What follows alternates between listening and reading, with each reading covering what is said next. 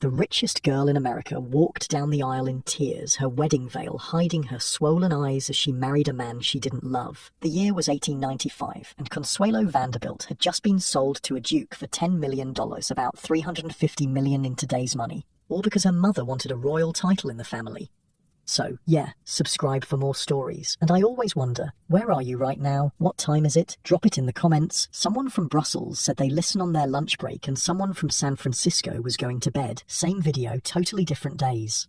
Alright, tonight we're heading back to the Gilded Age, but before we go anywhere, get comfortable. Like properly comfortable. Pillows fluffed, blanket situation handled, perfect. Where we're going, you're gonna want to be cozy. The year is 1877. You've just woken up in the grandest mansion on Fifth Avenue in New York City. The sheets beneath you aren't just silk, they're the finest Chinese silk money can buy. The ceiling above you soars 30 feet high, painted with cherubs and clouds that cost more than most people's homes. The walls are lined with tapestries from medieval France, and the fireplace could roast an entire cow. But despite all this luxury, there's something wrong. Your back aches from the steel rod strapped down your spine. It runs from your neck to your tailbone, with another rod across your forehead. You're 10 years old, and this torture device isn't punishment, it's training. Because your mother has decided that your posture must be perfect, your legs twitch with pain throughout the night, but you don't dare complain. The servants call it the Vanderbilt Fidgets, as if even your discomfort should have a fancy name. This is life for young Consuelo Vanderbilt, and every morning begins the same way. A maid arrives to unbuckle the contraption, and only then can you breathe freely. But the relief is temporary, because the day's lessons are about to begin. Sit up straighter, her mother snaps, rapping Consuelo's knuckles with a wooden ruler. A proper lady never slouches.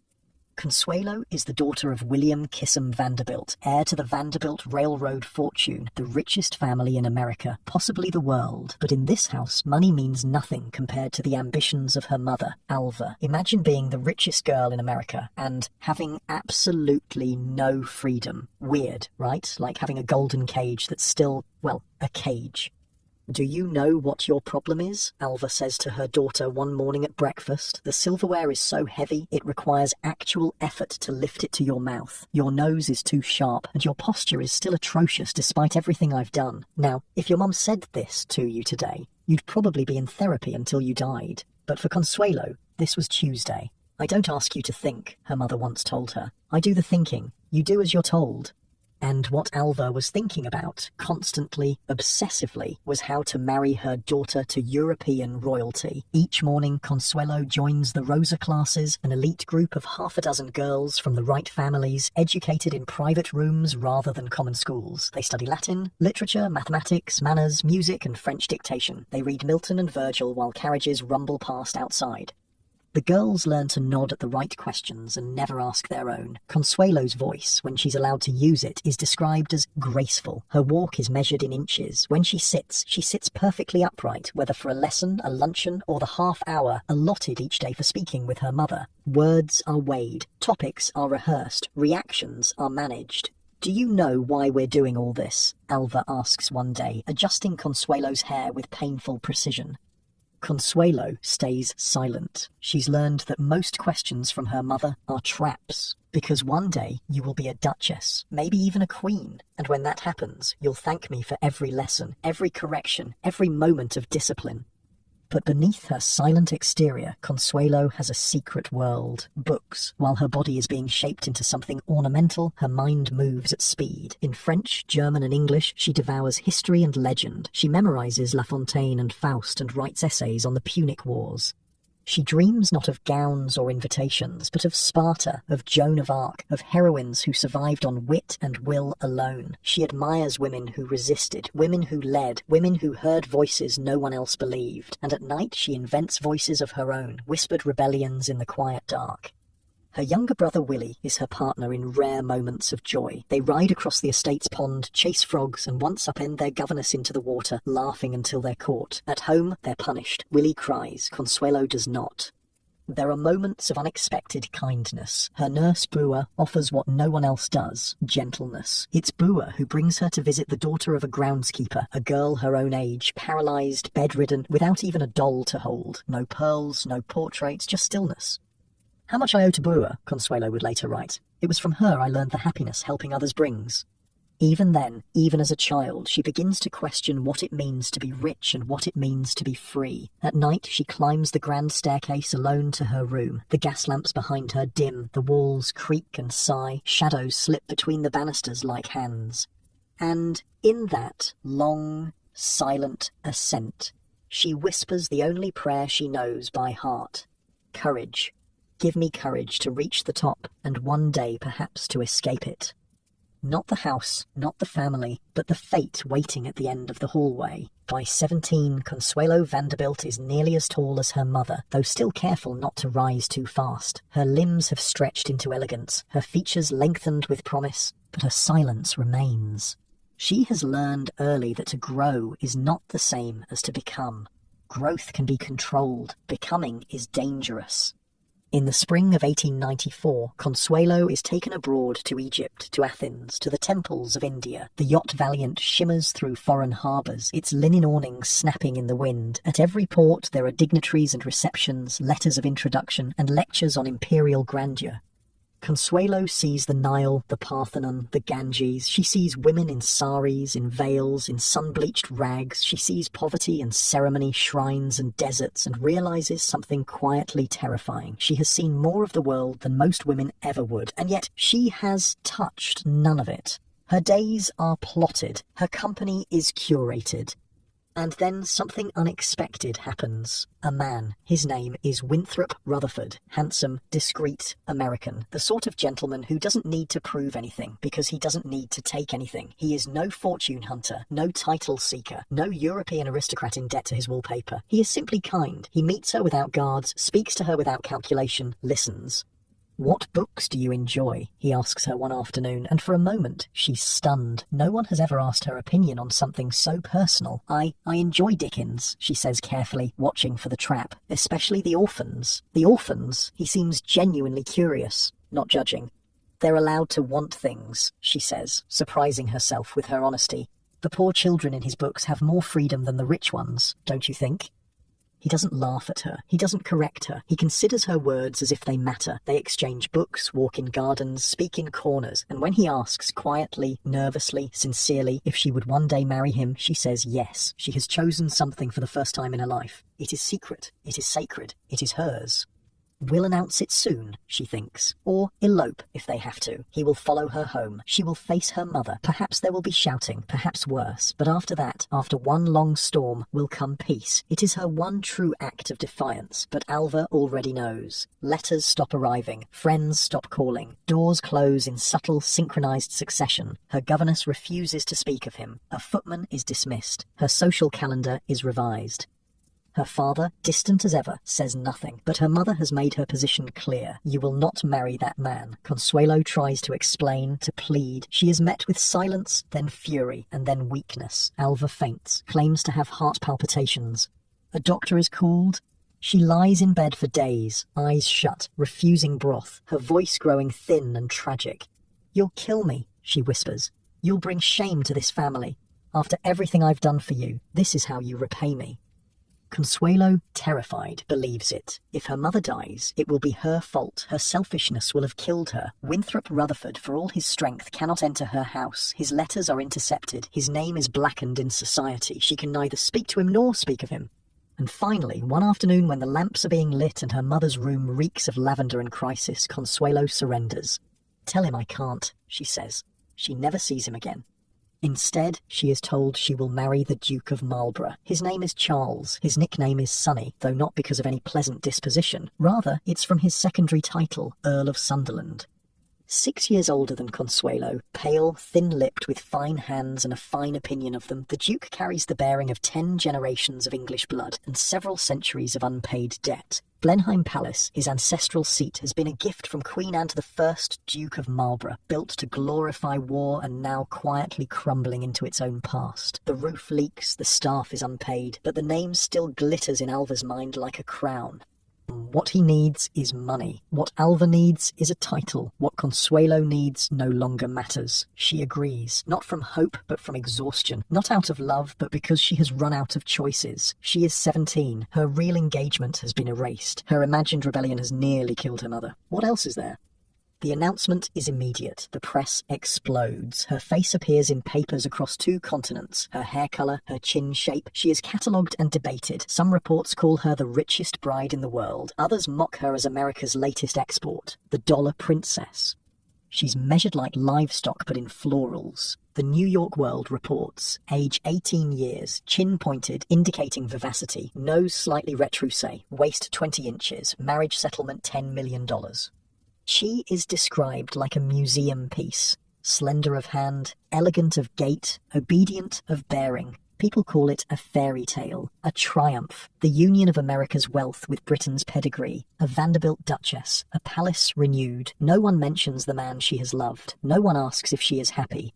On the morning of November 6, 1895, New York City blooms with opera glasses. By 9 a.m., thousands have gathered outside Alva's new mansion on 72nd Street, shoulder to shoulder, necks craned toward the windows. By 10, police have roped off the block. By 11, while Fifth Avenue is a wall of carriages. Inside St. Thomas Church, an orchestra plays Wagner. Reporters sharpen metaphors. She is not late, she is hiding.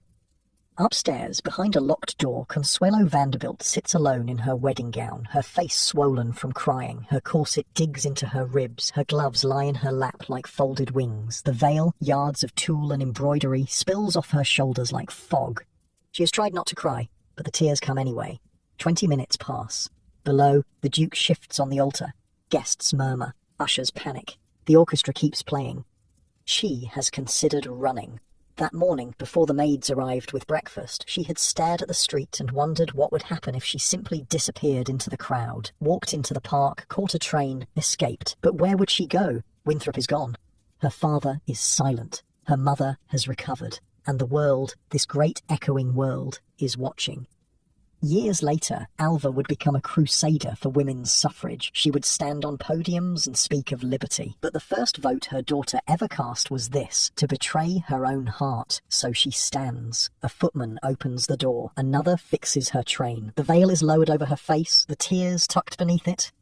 The bells ring. Outside, the crowd surges. Inside, the floral arches drip with roses and chrysanthemums, lilies and ivy sweeping from gallery to nave. Palm leaves tremble in the heat of the gaslight. The doors open and Consuelo walks forward. No one can see her face. No one can hear her breathing. But she can hear everything. Every shoe scuff, every cough, every whisper. She has no bouquet. It has not arrived. Her father walks beside her, beautiful, distant. The church is a dreamscape of wealth and spectacle. 1,400 guests, 60 musicians, 50 choristers, 2 bishops, and not a single escape route. She has not run. That is all the world needs to know. She reaches the altar, says the vows, hears her name changed, and somewhere in the applause that follows, the girl who had once whispered courage with each step on the staircase is replaced by someone else. The Duchess of Marlborough has arrived. She has not married a man. She has married a dynasty. Unlike your warm bed right now with its soft sheets and personal choice of pillows, Consuelo is stepping into a life where every moment will be dictated by tradition and protocol, where every breath will be watched, every word weighed, every action judged. As she walks back down the aisle, now on the arm of her new husband, she passes her mother. Alva smiles triumphantly. She has won. Her daughter is a duchess. And Consuelo, she is thinking of something her nurse brewer once told her. The finest cages are still cages, my dear, and the birds inside them still dream of flight. As the carriage pulls away from the church, surrounded by cheering crowds, the new Duchess of Marlborough stares out the window at the city she is leaving behind. And though her face is composed, though her posture is perfect, inside she is asking herself a question that will haunt her for years to come. What is the price of a title? And is any crown worth the weight it places on your head? She doesn't know it yet, but this wedding day is not the end of her story. It is merely the beginning. And though she enters her marriage as an ornament, a possession, a prize, she will one day find a way to become something else entirely. Not a duchess, not a dollar princess, but a woman who shapes her own fate.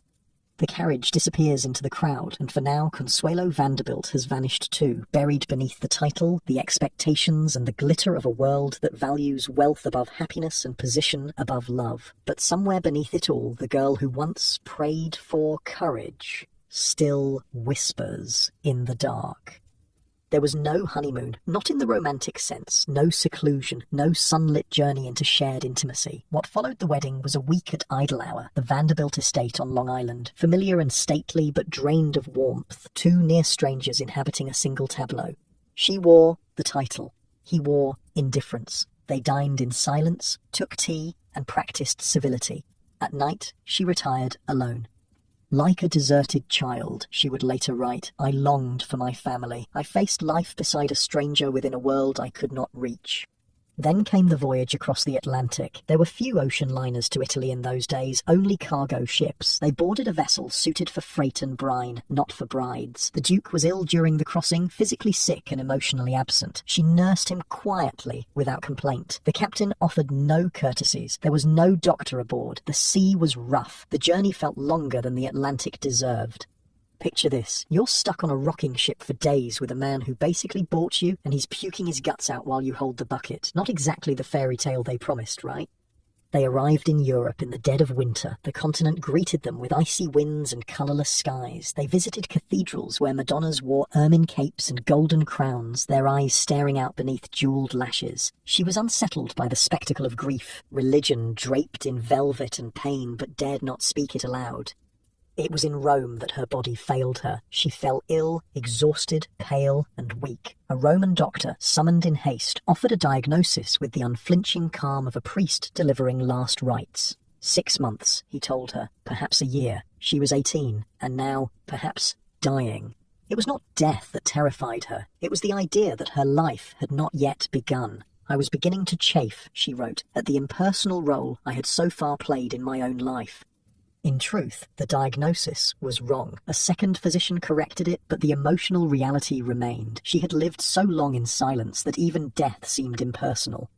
They continued to Paris. There, in the salons of Worth and Doucet, her trousseau was completed under her husband's supervision. He insisted on grandeur, not grace. Pink velvet gowns trimmed in sable, blue satin with ostrich feathers, jewels were selected, gloves matched to gowns, a diamond dog collar so tight it chafed her throat. A tiara so heavy it gave her migraines. She did not choose. She complied. She had been told not to draw attention to herself, but now she was being shaped into a creature meant to be looked at. You represent Blenheim now, the Duke told her while examining a necklace around her throat. You must never appear less than magnificent. And what if I prefer simplicity? She asked. He looked at her as if she'd suggested wearing a potato sack to dinner. No wife of mine will ever be simple. She understood then that she wasn't a wife. She was a display case for his wealth, her family's wealth to be precise. The arrival in London was as ceremonial as a state function and just as impersonal. Carriages, a receiving line, stiff introductions. She met her husband's relatives, who were also her new judges, the Churchill-Hamilton clan. There was Lady Sarah Wilson, all hard angles and louder opinions. There was Winston, just beginning his political rise. Lady Randolph Churchill, the former Jenny Jerome, another American who had once struggled under the weight of English titles, offered a brief smile of solidarity. The rest smiled politely. No one asked if she was well. They simply observed her, assessed her. They saw not a girl, but a duchess. They did not like Americans. They had never liked Jenny, but they liked American money. She said nothing, smiled gracefully, learned how to vanish inside a room. Then came Blenheim. You know those dreams where you're walking down endless hallways that keep stretching out in front of you? That was Blenheim Palace, except you never wake up. They entered the gates beneath a stone arch. A porter in powdered livery greeted them with a silver-topped wand. Her new home emerged from the mist like a Roman ruin born in the age of kings. The palace rose from the Oxfordshire woods like a fortress carved from golden stone. Its windows, hundreds of them, watched her without blinking. Blenheim always impressed one by its immense size and beauty, she later wrote, but at the cost of intimacy. It had been built by decree of Queen Anne, a palace not of love but of victory, a reward for war. The rooms were vast, the staircases long, portraits of dead dukes lined the halls like reminders of duty. There were salons meant for hundreds, fireplaces that roared into silence, a long gallery of books that no one read. She was shown to her chambers by servants who did not meet her gaze. Her trunks were unpacked, her bed turned down. The house was ready. She was not. One of the maids paused while arranging her dresses. "Is it true, Your Grace," the young woman whispered, "that in America houses have machines that keep them warm without fires?" "Yes," Consuelo replied. "They're called central heating systems." The maid's eyes widened. "That sounds like magic." "No," Consuelo smiled sadly. "Just progress." The Duke kept to himself. He was polite, measured, reserved. He complimented her posture once at breakfast. He mentioned the weather. He praised the staff. He had been raised not to love, but to preserve. "I married you," he told her over dinner one night, about a month after their arrival, "to save Blenheim." She looked at him across the 12 feet of mahogany table that separated them. "I know," she said simply. "Then you understand your role?" "I believe so."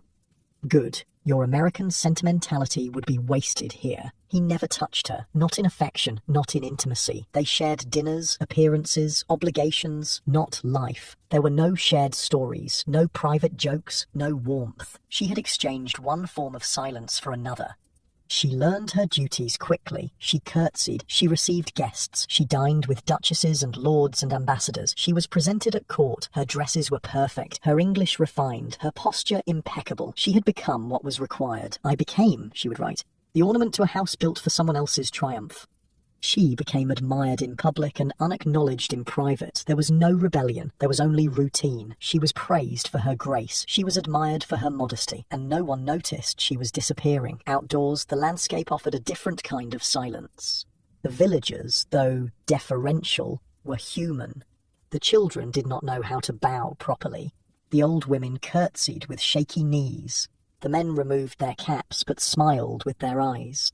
She began to visit the schools, the hospitals, the poorhouses. There, she asked questions, and for the first time in years, someone answered honestly. "How do you survive the winters here?" she asked an elderly woman whose cottage had gaps in the walls where the wind whistled through. "We don't always, Your Grace," the woman replied matter-of-factly. "Last year we lost 3 from this lane alone. The cold takes the old ones first, then the babies." Consuelo went back to the palace that night and couldn't sleep. While she lay beneath down quilts in a room with 3 fireplaces, children were freezing a mile away. The next day, she ordered coal deliveries to every cottage within walking distance of Blenheim. The Duke was away in London. She didn't ask permission. When the bills arrived, he said nothing. Perhaps he didn't notice. Perhaps he didn't care. Or perhaps, in some small way, he approved. They did not care what her waist measured. They did not care what her title was. They cared that she came, that she listened, that she remembered their names. Back at Blenheim, nothing changed. She was still expected at breakfast, still expected to smile at diplomats, host garden parties, hold her husband's arm at public events. The staff still averted their eyes. Her husband still slept in another room. Her mother, from across the sea, still sent instructions written in the language of success. She obeyed, she performed, but something had begun to stir, not loudly, not visibly, but quiet, certain, alive. "I had made a brilliant marriage," she wrote. "I had done my duty, and I was alone." Then came her first child. The labour was long, difficult, and largely private. She was attended by midwives and doctors, but her husband remained elsewhere. The palace was hushed, watchful, expectant, not for her safety, but for the lineage she carried. And when the child finally came, a boy whole and wailing, the house erupted in celebration, not for the mother, but for the future Duke of Marlborough. Consuelo lay in a darkened room while bells were rung in the surrounding villages. Telegrams flew to London. The staff drank champagne. The Duke allowed himself a rare smile. The Spencer-Churchill dynasty had its heir. The line was secured. Her body, still aching, was acknowledged briefly. "I had fulfilled my purpose," she would later write. "I had given them what they wanted." She named him John. He had her mouth, the Duke's eyes, and a crown waiting for him. She loved him with a quiet intensity that surprised her. In that vast and echoing house where every glance was managed and every word measured, he became her secret, a source of warmth in a palace of marble. Around her, Blenheim bloomed into motion. Bells rang in the village. Toasts were raised in town. The servants stepped lightly as if royalty had arrived. But upstairs, behind drawn curtains, the woman who had delivered him sat in silence, too sore to stand, too dazed to speak. She was not allowed to hold him as she wished. A nanny was installed immediately. Traditions were cited. A mother, she was told, must not spoil an heir with too much affection. He was to be seen at intervals, cared for by professionals, raised with dignity. Her love was permitted, but not her presence. "I had longed to give him the freedom I had once dreamed of for myself," she wrote, "but the rules were older than either of us. She watched him grow through doorways and formal photographs. She was told when he was teething, when he slept, when he needed a new tutor. She received updates like a guest of honor, not a mother. She complied. She smiled at parties, posed beside his cradle for portraits, and appeared on cue when the Duke summoned her. But behind the grace was something newer, a kind of pain that sharpened rather than dulled. This was no longer the pain of obedience. This was the pain of knowing what she could not give. A second son followed, Ivor. There was no pageantry this time, no bells, no telegrams, no champagne. The dynasty already had its heir. This child was reassurance, a spare in the language of aristocracy. But to Consuelo, he was not a spare, he was hers. She loved him as fiercely as she loved John, though the world required less of him, and therefore allowed her slightly more. She held him longer, sat beside his cradle at night, spoke to him when no one watched. He gurgled and smiled and curled his hand around her finger, not because of a title or a future, but because she was warm and near, and for the first time she felt necessary, not to England, not to Blenheim, but to someone who had never seen a crest or a crown. With Ivor, I was allowed something closer to motherhood, she wrote, but even then, the rules circled back. Nannies arrived, schedules resumed, the walls between mother and child reformed like frost across glass. And so she adapted again. She gave to others what she could not always give to her sons. She discovered a shelter for orphaned children tucked behind a chapel, where thin girls and threadbare urchins greeted her with wide, unpracticed curtsies. She went back the next week, then the week after that. She learned names, asked questions, remembered details. She did not arrive in pearls and gowns. She arrived early, often without ceremony, and they began to greet her not as a duchess, but as someone who came back. "You again," a small boy with a crooked smile said to her one rainy Tuesday. "Thought you'd be too fancy for a second visit." "I'm never too fancy for truth," she replied, helping him with his letters. There was no transformation overnight, no triumphant declaration, no rebellion, just the slow-growing certainty that this was real. Not the gowns, not the dinners, not the practiced smile on a ballroom staircase, but this, a hand on a child's forehead, a name remembered, a window without a curtain. She dreamed once that she was walking through town without gloves. Her hair was loose, her arms were bare, and no one stopped her. For the first time, she would write, I was not acting, I was present. Her husband did not notice. When the Duke began to spend more and more time in London, ostensibly for Parliament, she made no inquiry. When he returned less frequently, she made no protest. His absences, like his presence, were conducted in the language of silence. There were whispers of his affairs. Of course, society always whispered. But the whispers were not about her heartbreak. They were about her composure. She did not confront him. She knew her place. In public, her beauty became her reputation. She was praised in newspapers as the most elegant of hostesses, an ornament to the Marlborough name, a model of restraint. But by now, as with so much in Consuelo's life, the marriage had become a performance perfected. She once passed him in the corridor, he coming from one end, she from another. A footman paused and bowed to both. They nodded to one another with the grace of acquaintances at a public event. She did not remember what they said, only that they moved past each other like ghosts in daylight, acknowledged present but already fading behind them. They appeared together at court, at garden parties, at the opera. They posed side by side for portraits and waved from carriages. They spoke in clipped, cordial tones. At public dinners, he complimented her taste in flowers. She complimented his speeches. They were admired as a pair, elegant, polished, enviable. My husband was invariably courteous, she wrote, but there was no companionship.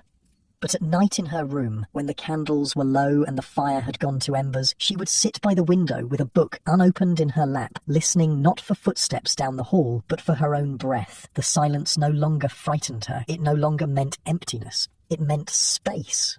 And within that space, she began slowly, quietly, finally, to think. It was in those years, she wrote later, that I began to understand that obedience is not always virtue and silence is not always peace. She had once been made into a portrait. Now she was beginning to sketch herself. The century turned with ceremony, not revolution. Queen Victoria died in 1901, and with her an age ended, not in flames but in velvet. The mourning veils came down. The empire held its breath, and in that hush a new kind of spectacle began. On the morning of Edward VII's coronation, Consuelo stood beneath the ducal canopy, cloth of gold suspended above her head like a crown she did not wear. Her train shimmered behind her, her jewels caught the torchlight. From the choir loft, trumpets sounded, and the floor seemed to rise with sound. But she stood motionless, decorous, remote, alone. The other duchesses whispered. One glanced sideways, another adjusted her gloves without looking up. They were queens of lineage, of diamonds, of households older than history, and Consuelo